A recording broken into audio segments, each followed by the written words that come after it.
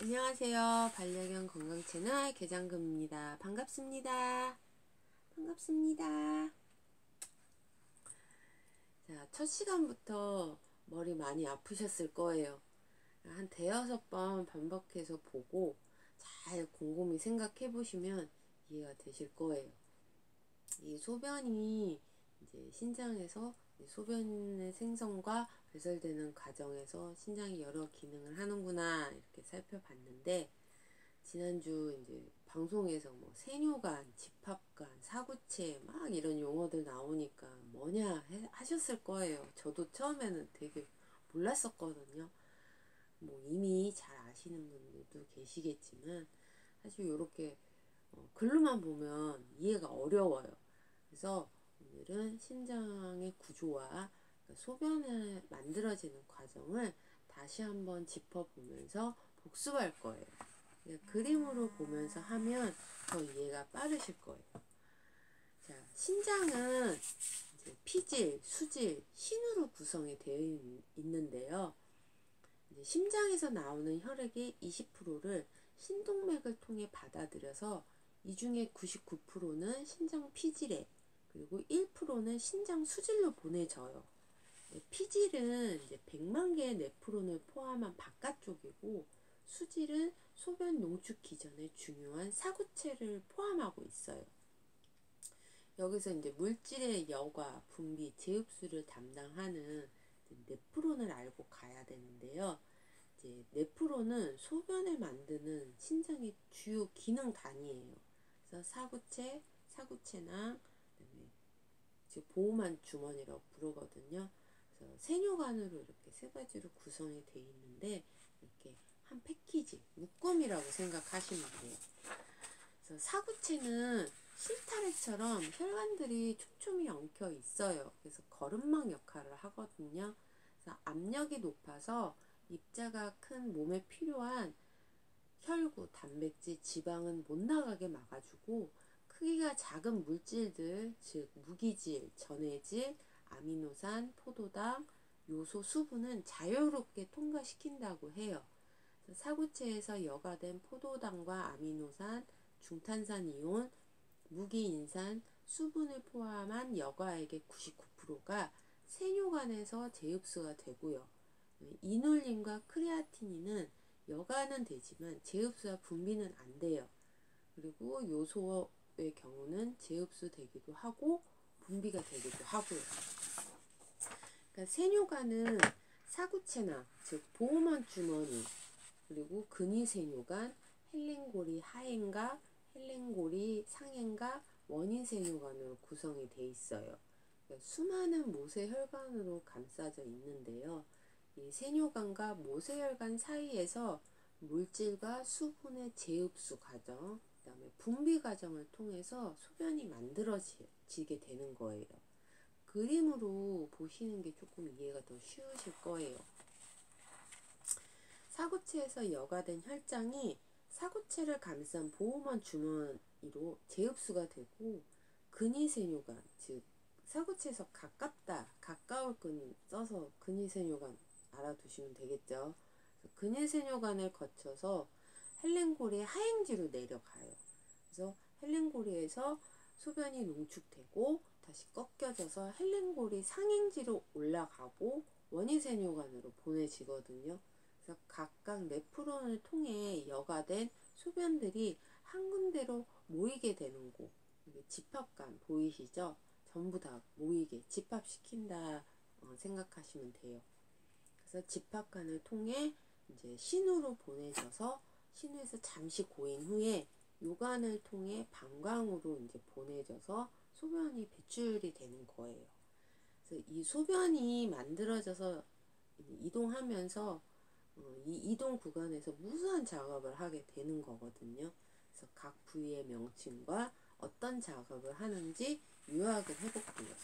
사구체낭, 즉 보호막 주머니에서 가까운 근위세뇨관,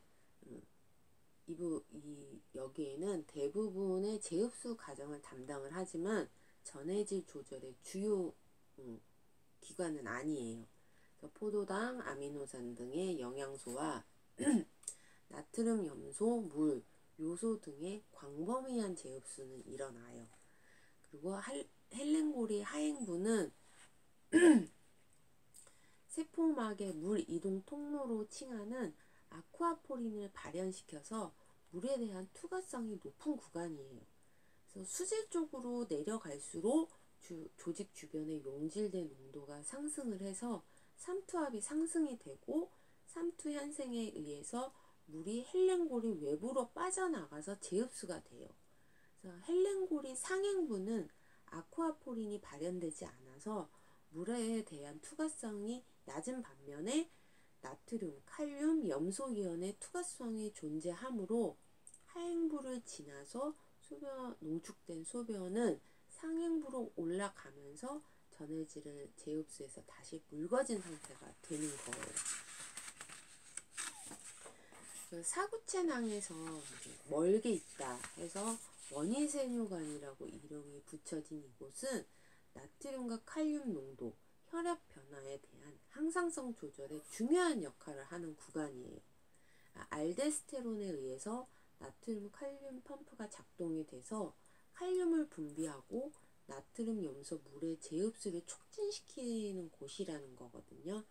그래서 혈중 칼륨이 높을 때만 이 구간에서 알데스테론이 작용을 해서 칼륨 분비가 촉진이 되고 혈중 칼륨을 그러니까 소변으로 그러니까 원료로 이동시켜서 칼륨 배출량이 증가가 돼요. 그래서 저칼륨 혈증 시에는 알데스테론이 작동하지 않아요. 지난 시간에 알려드렸었는데 기억하셔야 돼요. 그래서 RAAS 활성화와 밀접한 관련이 있어서 혈압 변화에 따른 체액 조절과 연관성이 있고요. 또 이 구간은 알데스테론과 기량작용을 하는 심박 나트륨 이뇨 펩티드의 작용 지점이기도 해요. 즉 나트륨 이온의 재흡수 억제, 알데스테론 분비 억제로 나트륨 이온의 소변 배출을 촉진하는 곳이에요. 이 구간에서 또 혈중 칼슘 농도에 따라 칼슘 재흡수가 조절이 되거든요. 부갑상선 호르몬이 작용하는 지점이기도 해요. 그래서 이제 신으로 가기 전에 이제 원료들이 모아지는 집합관은 체내 수분 항상성 조절 기전이 작용하는 주요 지점이에요. 평소에는 수분의 비투과적인 성질을 띠지만 이제 뇌하수체 후엽에서 분비되는 항이뇨 호르몬 바소프레신에 의해서 아쿠아포린의 수가 증가를 하고 집합관에서 수분 투과성이 증가가 돼요. 그럼으로써 물의 재흡수가 촉진이 되고 소변이 농축이 되고요. 이렇게 만들어진 원료들이 신우를 통해 요관을 거쳐 방광으로 보내진 후에 소변을 보게 되는 거예요. 그래서 이제 마지막으로 요약 딱 한번 할게요. 신장 동맥을 통해 심장에서 혈액을 받아들여요. 사구체 입구인 수입 세동맥을 통해 혈액이 들어와요. 사구체로 유입되는 혈장의 20%는 사구체에서 여과돼서 세뇨관으로 재흡수 과정을 통해 소변으로 배출이 돼요. 몸 밖으로 소실이 되죠. 사구체로 유입되는 혈장의 80%는 여과되지 않고 사구체 출구인 수출세동맥을 통해 신정맥으로 보내져서 체내로 다시 저장이 돼요. 이런 과정으로 몸의 수분을 보존시키고 나머지를 배출시켜서 체내 수분량을 유지하고 조절을 하는 거예요. 즉 이렇게 수많은 작업이 신장에 있는 수백만 개의 이제 네프론에서 이루어진다니까 되게 대단한 거죠. 그래서 제가 이제 이런 오늘 신장 구조 역할 보셨으니까 아실 거예요. 왜 그렇게 소금, 물, 탈수 예방 강조하는 거 아시겠죠? 한 번 보고 이해를 안 하실 수 있으세요. 이해가 안 가실 수 있으실 텐데 저도 이게 자료를 한 열댓 번, 거짓말 못해서 한 20번 이렇게 읽고 한 며칠 지나니까 이해가 되더라고요. 그래서 가능하면 이렇게 좀 구조, 기능 이런 거를 다시 떠올리면서 이해를 하시는 게 훨씬 나중에 아이 케어하는데 도움이 되거든요. 그래서 오늘은 여기까지 하고 계속 이제 신부전에 관한 정보 올릴 테니까 열심히 공부해요. 다음 시간에 봐요. 안녕. 안녕.